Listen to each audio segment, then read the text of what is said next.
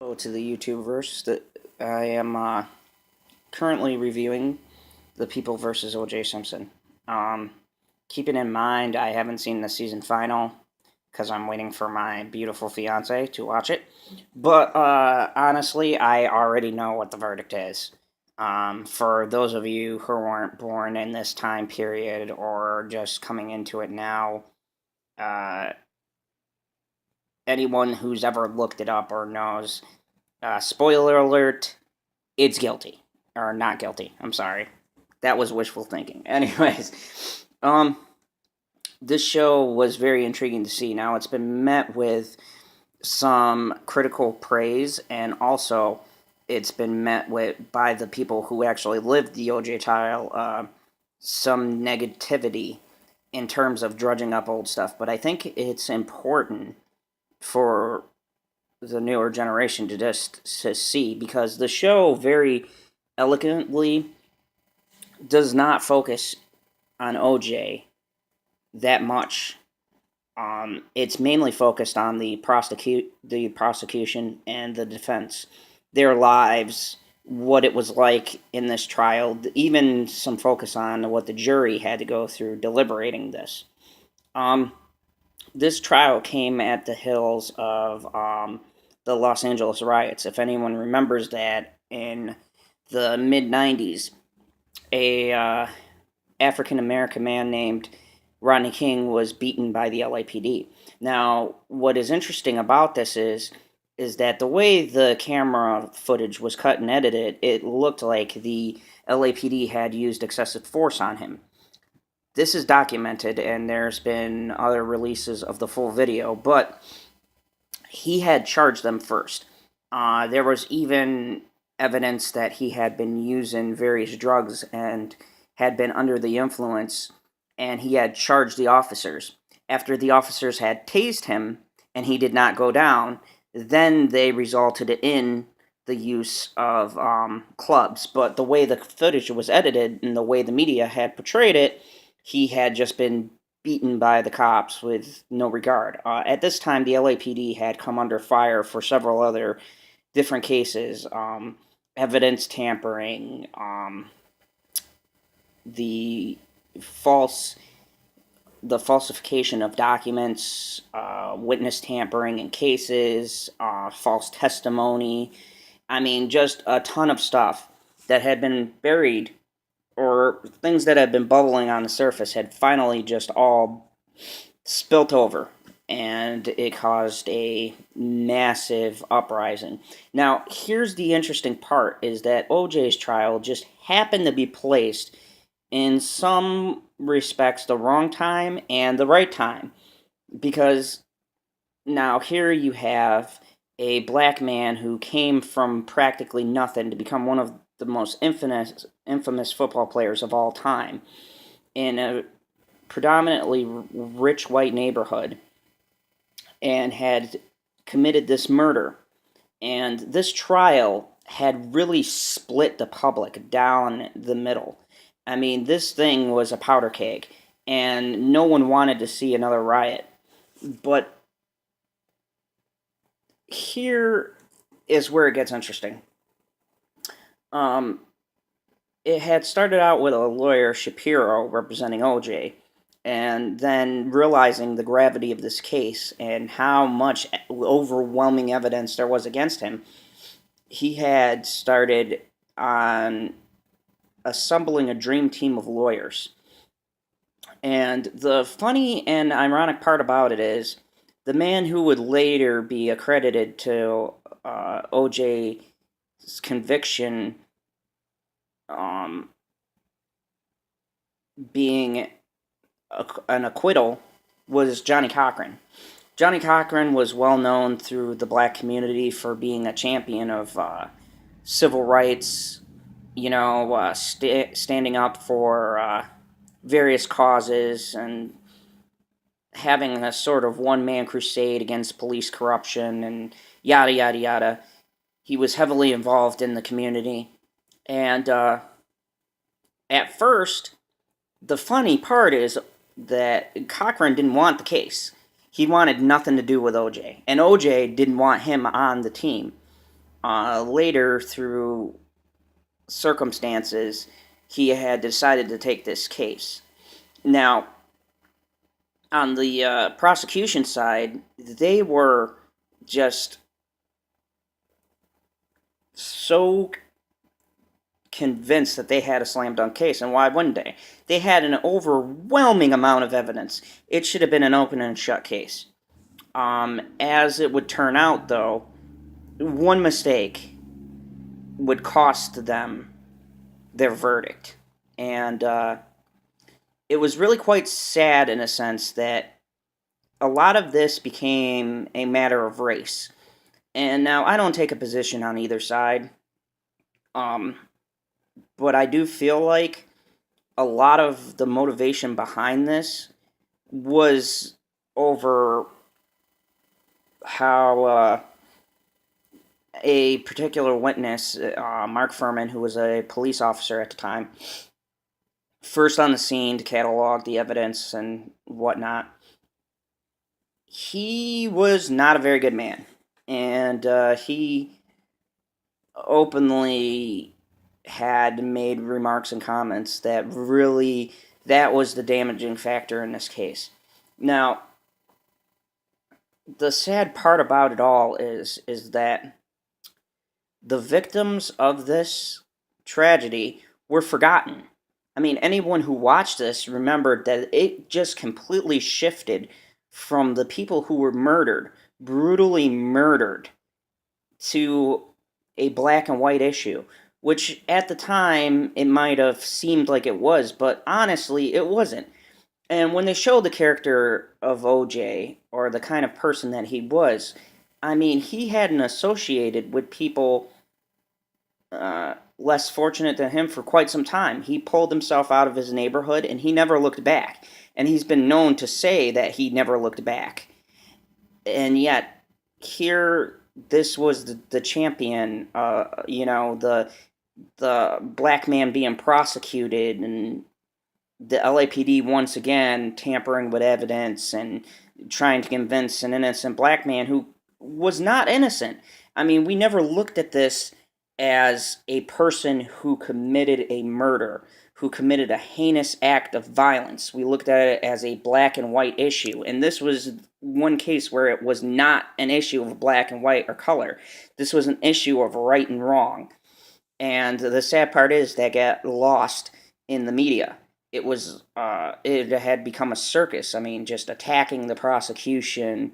I mean, attacking the characters of the people who are trying to try the case.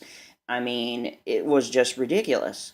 And rewatching this and seeing it from the perspective of the judge, the jury, the prosecution, the defense, I mean, it was just crazy how it had touched their lives and how it had just become this living, breathing thing that just went its own direction and really escaped what the point of the whole trial was. Now, my personal feelings on the case was he was guilty. I was probably shared with a lot of other people, and then there were even more who said he wasn't guilty. The sad truth of the matter is, only he will ever really know the answer of whether or not he did it. And to this day, we still haven't gotten a clear, definitive answer. I mean, there's been rumors that he made a book that called "If I Did It," which in great detail, which were facts from the case itself, were explained in his book of how he would have did it, which were verbatim how it was done. Now, whether or not this was just a coincidence or a publicity stunt, who knows? But the fact of the matter is, and the sad fact of it all was that he got away with murder. I mean, in the end, it still caught up. I mean, he wound up owing $33 million, of which he couldn't pay. And, you know, after this had happened, the endorsements, the sponsors, the movie deals, everything had gone away because no one wanted to touch him. It was such a sore subject that, yeah, he got his freedom, but how free was it? And I think the only justice that we could really see in this case was the fact of he never really escaped it. I mean, yeah, he was proven innocent, but in the hearts and the minds of people who were divided by it, he was guilty. And a lot of the criticism that it's gotten is that this brings up old wounds, but I think that it's an interesting case study, and it's interesting to see how much the justice system had failed that particular day.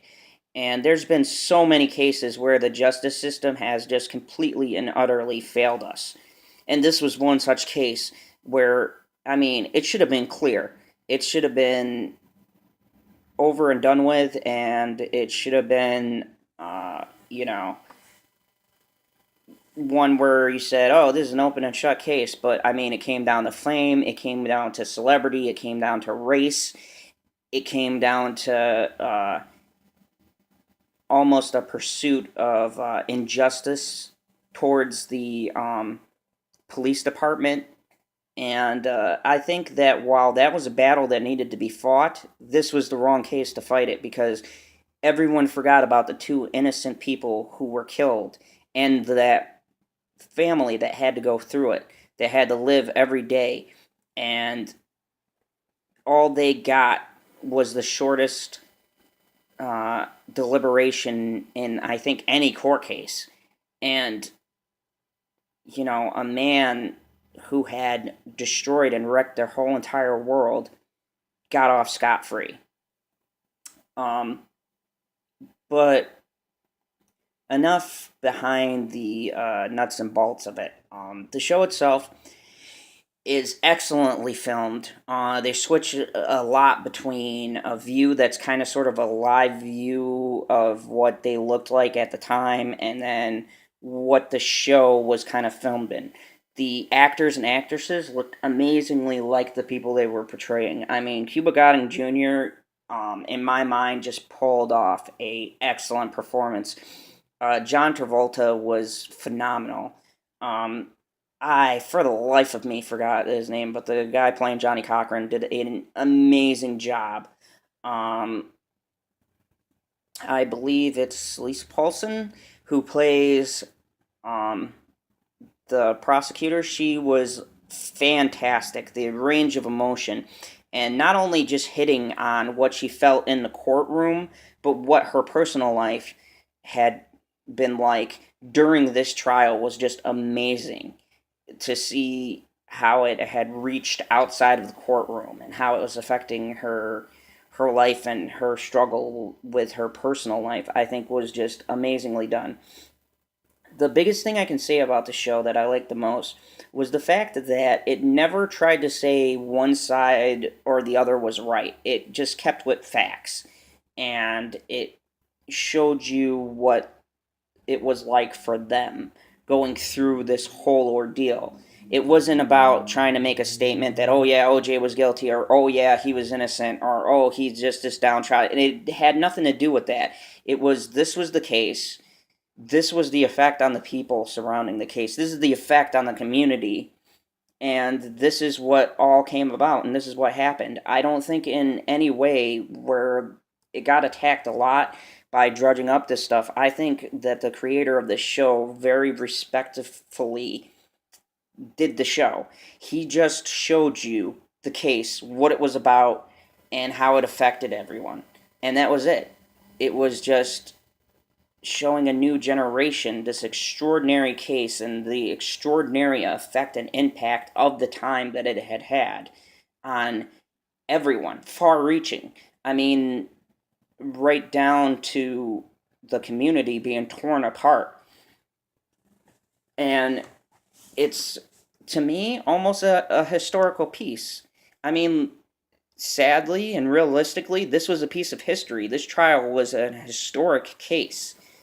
And it had very genuinely had touched on that, on the effects of everyone's life, on the effects of everyone involved, and what this trial had done to the community, to the people involved, to the world itself, because this case was just statewide, just everywhere, had been on pins and needles for months, wondering how this was all going to turn out. And in the end, the long-reaching effects and the lasting impression that it had made, that was the point of the show. And I believe that sometimes it's good to revisit our history to see where we failed, because a case like this tried again with the way forensics and DNA is, the conviction would have been totally different.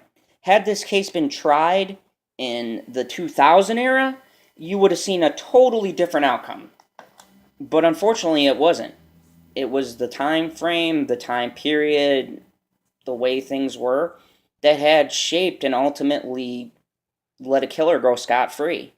And I think that this is a great show for a newer generation to watch and to witness and to see. I mean, this is a great case study. I mean, to classes that teach criminal justice or anything else, I think this is a great show that touches upon the legal system and how everything is set up, and really lets you know how many politics even play in these decisions in these major cases. And I think it also shines a light how celebrities are always treated different, and stars and people with money. I mean, had this been someone who was African American and of lesser means, would the verdict have been the same, even with the jury they had? No, definitely not.